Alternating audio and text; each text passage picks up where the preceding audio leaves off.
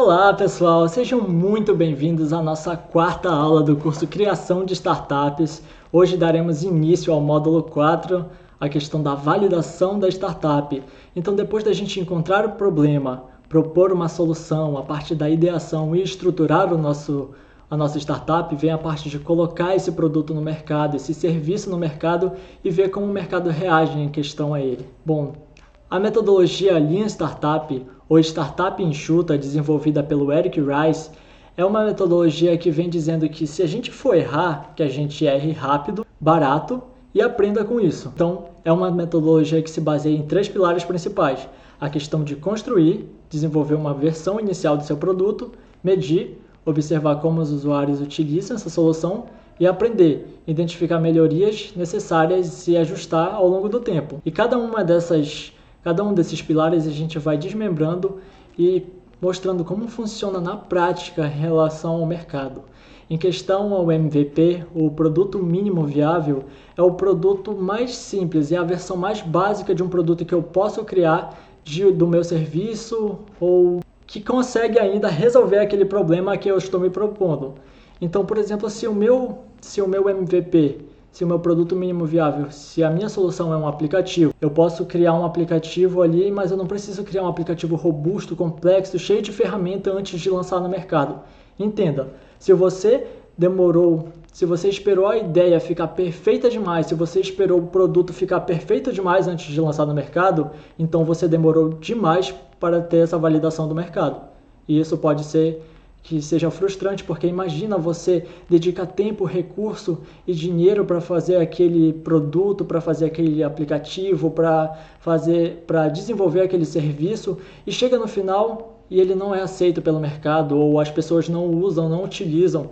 É meio frustrante. Então a gente deve tomar cuidado com isso. Por isso que vem a metodologia do MVP. Quando a gente lança algo simples, algo que cesse aquele problema, mas que eu ainda não desenvolvi, eu não gastei tanto ainda em relação àquele recurso. Eu vou desenvolvendo com o tempo, com a validação, com o feedback do mercado. Então, por exemplo, se eu quero abrir uma loja de, chocolate artesanal, eu não preciso ter uma fábrica antes para isso. Eu posso criar pequenas produções na minha própria casa, vender pelo Instagram, vender pelo WhatsApp, ver como é que está a questão da validação, se as pessoas compram, se as pessoas demonstram interesse. Então, quanto menos recursos eu gastar e conseguir colocar no mercado o meu produto ou o meu serviço, é melhor, porque eu consigo validar, eu consigo entender onde é que estão os pontos fracos da minha ideia e solucioná-los ao longo do tempo. Em relação também a como a gente pode identificar mais ainda essa relação, se a gente for criar um software ou um aplicativo para uma determinada região, mas lá não tem internet, ou lá, por exemplo, não tem estrutura suficiente para ter uma base, não tem nem energia no local, digamos assim. Então, por que você não cria um aplicativo que funcione offline ou que tenha baixo consumo de internet, que é para que essas pessoas consigam usar nessas regiões?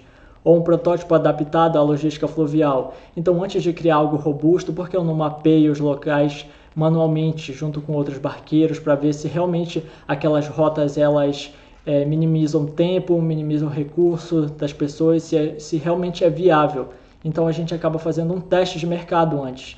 E em relação aos modelos operacionais simples, não adianta você criar algo super complexo que seja super caro para manter, que a ideia pode ser até boa, mas quando a gente vai implementar, fica insustentável, então não se torna viável. Então tudo isso a gente tem que ir verificando ao longo do processo quando a gente vai criar. Mas lembre-se, sempre lance o mais cedo possível. Quanto mais rápido você conseguir validar o seu produto no mercado, mais rápido você consegue medir as situações. E aí vem os testes de mercado, onde eu vou fazer essa medição. Como é que as pessoas usam o meu serviço, como é que elas usam o meu produto, se está saciando a relação do problema, se ele está sendo colocado de forma sustentável, se ele atende às necessidades das pessoas que eu estou me propondo a vender, me propondo a solucionar aquele problema, e a partir daí você vai pegar e desse conhecimento que você adquire através desse feedback que você vai receber,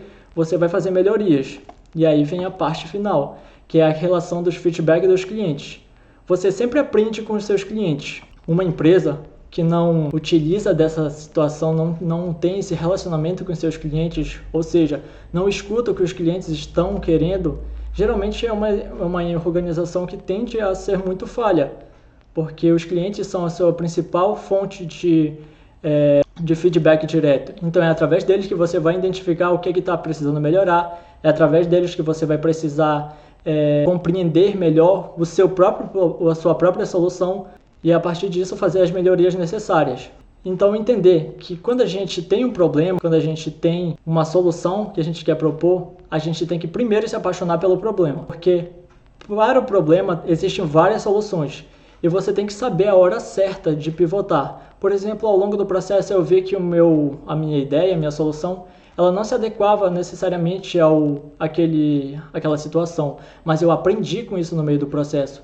Então eu posso mudar a minha rota, eu posso mudar a forma que eu estou fazendo, mudar o meu direcionamento.